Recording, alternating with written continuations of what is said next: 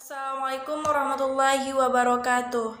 Baik, pada video kali ini, kami dari kelompok 8 akan menjelaskan materi tentang konsep-konsep utama, perspektif teoritis, temuan empiris analisis. Yang terhormat, Ibu Wardani Purnamasari, SPD MPDE, sebagai dosen pengampu mata kuliah manajemen operasional. Saya Nur Salena, adapun rekan saya yakni Lela Novriani dan Muhammad Al-Hadi.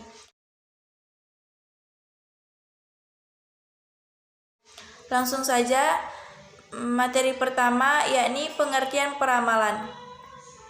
Peramalan adalah istilah yang kerap muncul dalam kegiatan berbisnis, baik dalam rencana bisnis baru maupun pebisnis yang sudah menjalankan bisnisnya.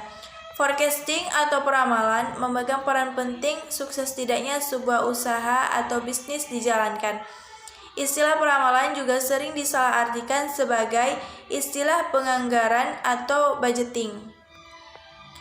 Peramalan atau forecasting adalah suatu seni dan ilmu pengetahuan dalam memprediksi peristiwa pada masa mendatang. Forecasting atau peramalan merupakan metode untuk memperkirakan informasi yang bersifat prediksi dalam menentukan arah di masa depan dengan menggunakan data historis sebagai acuan. Heiser dan Rieder mendefinisikan peramalan adalah suatu seni dan ilmu pengetahuan dalam memprediksi peristiwa pada masa mendatang. Selanjutnya, metode peramalan. Yang pertama, metode kualitatif. Metode kualitatif yang paling umum digunakan untuk melakukan forecasting yang pertama ada metode Delhi. Metode ini di mana sekelompok ahli dari berbagai latar belakang berkumpul untuk memberikan pendapat secara sistematis. Secara sistematis yang dimaksud ada satu fasilitator yang menengah. Metode Delhi terbilang cukup efektif dalam peramalan baik dalam jangka waktu pendek maupun panjang. Yang kedua ada metode riset pasar. Metode yang sangat umum digunakan dalam melakukan forecasting, di mana peramalan menggunakan sampel penelitian yang diakhiri dengan hipotesis. Selanjutnya ada metode konsensus.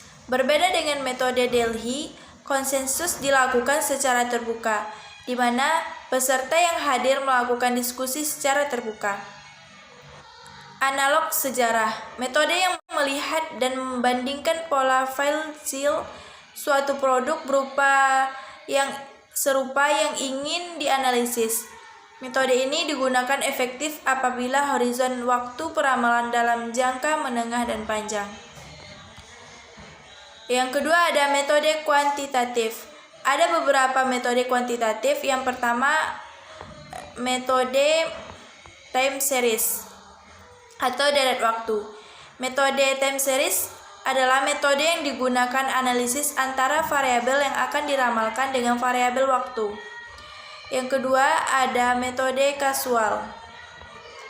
Metode kasual ini menggunakan pendekatan sebab akibat, di mana forecasting dilakukan dengan menghubungkan data di masa lalu menggunakan variabel bebas. Metode ini digunakan apabila sebuah variabel dipengaruhi oleh variabel lain pada waktu horizon waktu peramalan yang relevan. Baiklah, saya akan melanjutkan penjelasan dari Nur Salena, yaitu C. Teknik peramalan. Yaitu ada poinnya. Yang pertama, teknik forecasting kuantitatif. Teknik forecasting kuantitatif bergantung pada data yang dapat diukur dan dimanipulasi. Data tersebut biasanya dari masa lalu. Perkiraan kuantitatif atau statistik harus menggunakan data pada penjualan atau kinerja masa lalu untuk mengevaluasi apakah penjualan saat ini meningkat atau menurun, atau bisnis berkembang atau terganggu, dan seberapa cepat hal ini terjadi. Jenis analisis ini paling baik untuk perakiraan jangka pendek karena membuat asumsi tentang masa depan berdasarkan kinerja masa lalu jauh lebih mungkin akurat dalam waktu dekat. Apabila perusahaan memiliki data yang cukup, maka sebaiknya metode yang digunakan adalah metode kuantitatif, di mana dalam proses analisisnya menggunakan pendekatan data dan angka. Yang B yaitu analisis time series dan pergerakan tren. Analisis time series adalah analisis yang dilakukan berdasarkan data atau pengamatan yang berorientasi pada waktu atau kronologis pada variabel yang diamati. Metode time series adalah metode peramalan dengan menggunakan analisa pola hubungan antara variabel yang akan diperkirakan dengan variabel waktu. Peramalan suatu data time series perlu memperhatikan tipe atau pola data, sedangkan pola siklis merupakan fluktuasi untuk waktu yang lebih dari 1 tahun. Contoh analisis time series yaitu untuk memberikan Anda sedikit gambaran bagaimana analisis time series digunakan. Untuk melakukan peramalan, perhatikan gambar pertama yang menunjukkan total penumpang bulanan pada suatu maskapai penerbangan internasional selama 12 tahun dari Januari 1949 sampai Desember 1960. Data time series ini menunjukkan pola musiman karena perjalanan mencapai puncaknya pada akhir bulan musim panas, sedangkan puncak berikutnya terjadi pada musim semi. Anda diminta untuk memperkirakan atau meramalkan total penumpang pada beberapa bulan berikutnya. Berdasarkan data pada gambar pertama, dengan menggunakan model Sarima, dalam analisis time series, Anda peroleh hasil peramalan seperti tampak gambar nomor 2.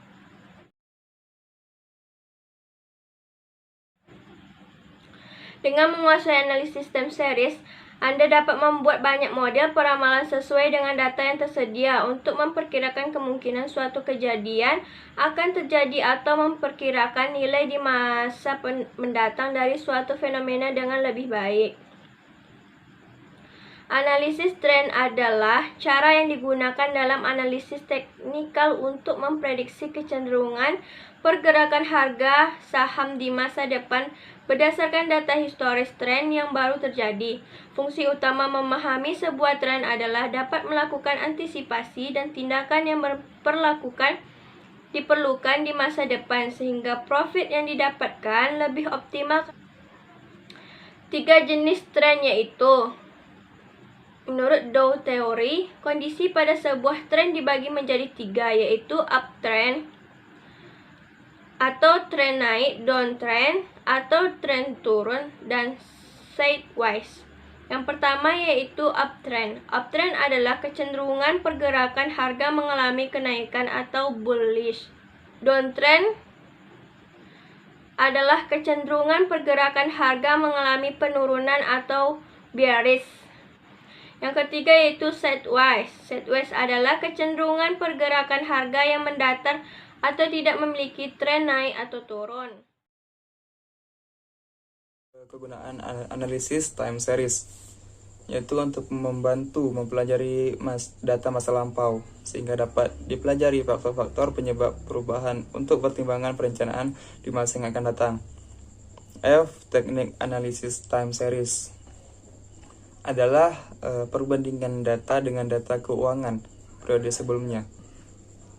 Dalam analisis data keuangan, analisis terhadap data historis diperlukan untuk melihat tren-tren yang mungkin timbul. Perubahan-perubahan struktural yang dapat mempengaruhi tren keuangannya peraturan pemerintah. Yang kedua, perubahan kompetensi. Yang ketiga, perubahan teknologi. Yang keempat, akuisisi dan merger. Time series index. Teknik ini bisa menggunakan angka-angka indeks, bisa juga angka-angka yang ada dalam laporan keuangan. Analisis tren. Analisis tren ini bertujuan untuk mengetahui tendensi atau kecenderungan keadaan keuangan suatu perusahaan di masa yang akan datang, baik kecenderungan baik, turun maupun tetap. Analisis tren ini bermanfaat untuk menilai situasi tren. Untuk melakukan analisa tren series berindeks, maka dapat melakukannya melalui pertama, metode statistik dengan cara menghitung garis tren dari laporan keuangan beberapa periode. Yang kedua, menggunakan angka indeks. Langkah penggunaan data angka indeks: pertama, menggunakan tahun dasar. Yang kedua, menghitung angka-angka indeks tahun-tahun sebelumnya. Yang ketiga, memprediksi kecenderungan yang mungkin bakal terjadi berdasarkan arah dan kecenderungan historis. Yang keempat, mengambil keputusan mengenai hal-hal yang harus dilakukan untuk mengantisipasi kecenderungan itu. Mengukur pengaruh tren. Beberapa cara mengukur pengaruh tren. Pertama, menggambar dengan tangan, yaitu dengan cara menarik garis lurus di sekitar data-data yang ada.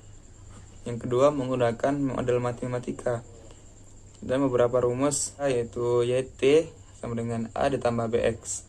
A sigma Y dikurang B sigma X. B sigma XY dikurang N sigma X sigma Y per sigma X kuadrat dikurang N sigma X dikali Y2. Tren sebagai proyeksi masa depan. Untuk memakai persamaan tren sebagai proyeksi masa depan, seorang analis harus hati-hati terhadap asumsi yang digunakan. Tren garis lurus mengasumsikan perkembangan yang konstan untuk masa-masa yang akan mendatang. Padahal beberapa situasi penjualan tumbuh merambat pada periode berikutnya. Misalnya, suatu produk baru diluncurkan, pertumbuhan pada awal periode akan sangat cepat. Kemudian memasuki tahap kedewasaan, pertumbuhan tersebut akan semakin melambat. Dan rumusnya Y sama dengan A ditambah BX ditambah CX kuadrat. Log Y sama dengan A ditambah log YX. Analisis siklus. Fluktuasi siklus bisnis muncul dalam jangka waktu menengah antara 2-10 tahun. Pengaruh siklus dapat dilihat dengan presentasi yang dirumuskan sebagai berikut, yaitu persen tren sama dengan Y per YT dikali 100. Ada kecenderungan siklus dengan jangka waktu 7 tahun. Tahun 2020 menunjukkan penjualan tinggi. Penjualan tinggi tersebut muncul lagi di tahun 2008.